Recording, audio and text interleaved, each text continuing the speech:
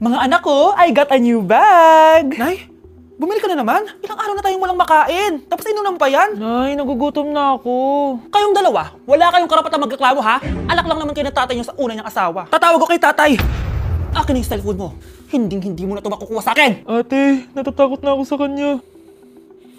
O ito, kumain ka na. Ate, ganito na lang ba talaga buhay natin? Hindi. Hahanap ako ng paraan para makausap si tatay. Love, padala ka naman ng 50,000, oh. Magbabayad kasi ako ng tuition ng mga anak mo. Tapos, ang dami pa nilang pinapabili. Tay, hindi totoo yan! Sinungaling siya! Wala na siya. Akala mo talaga makakasumbong ka? Talagang sinusubukan mo ako, ha? Walang iya ka talaga, tita! Ayan, dang kayo na babagay. Ikukulong ko kayo dito. Wala akong pake kung anong mangyari sa inyo! Tay, tulungan mo kami. Ate, mamamatay na ba tayo dito? Tiwala lang, Kyle. Kakayanin natin to. Kyle? Ang taas ng lagnat mo! Tita, tulong! Dali natin sa hospital si Kyle! Ang ingay naman ng mga yun. May bago na naman akong bag! Kyle! Delivery po. Salamat naman, dumating na yung bago ko cellphone! Oh, ano pa ginagawa mo dyan? Binayaran ko na ito sa online. Tama nga sila.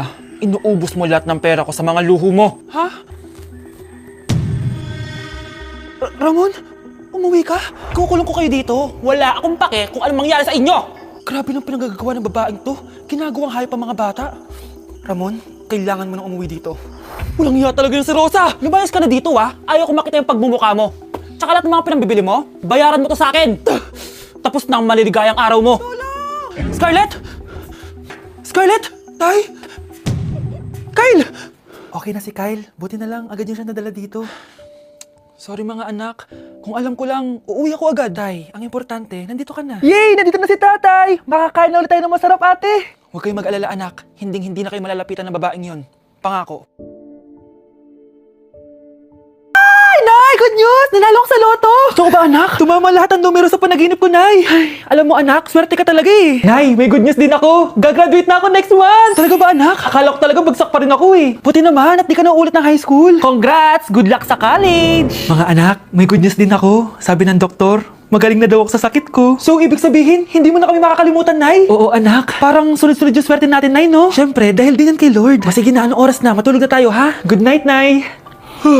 Grabe, ang kalat naman. Oo, anak. Ba't kising ka pa? Nay, sobrang kalat kasi dito sa bahay. Naglinis lang ako. Anak, tigil mo yan! Masama yan! Ha? Bakit? Masama na ba maglinis, Nay? Hindi mo ba alam yung pamahiin na bawal magwalis sa gabi? Kasi pag nagwalis ka, parang tinataboy mo daw yung swerte palabas ng bahay. Ako, Nay, 2025 na. Naniniwala ka pa rin sa pamahiin? Tumatanda ka na talaga. Ay, hindi ko alam, anak. Takot lang ako na malasin ulit tayo. Sige na, Nay. Itulog mo na yan. Malapit na ako matapos dito.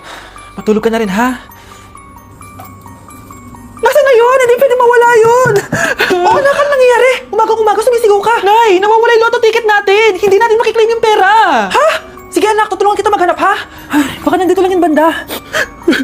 O anak, ba't ka umiiyak? Ayoko na. Ginawa ko naman lahat eh, pero binagsak pa rin ako ng teacher ko. Ano? Hindi na daw ako kasama sa mga gagraduate, Nay. Lahat ng effort ko nasayang. Anak! Nay, magpahinga ka muna. Ako na muna bahala dito. Ano na naman nangyayari sa pamilya natin? Anak? Scarlett? Kyle? Susan? Kamusta ka na? Dok? Ba't nandito ka? Dinalaw kita para kamustahin ka. Kamusta? Eh di ba sabi niyo magaling na ako, Dok? Yun din nakakala ko. Ha? Teka lang, nakita mo ba yung mga anak ko? Susan, matagal nang patay ang mga anak mo. Ha? Hindi mo ba naaalala? Pareho silang na-depress. Si Scarlett dahil sa nawala niyang lotto ticket. Si Kyle naman dahil hindi nakagraduate. Kaya, ayun. Kailangan mo ulit maggamot, Susan. Dahil lumalala na naman ang demensya mo.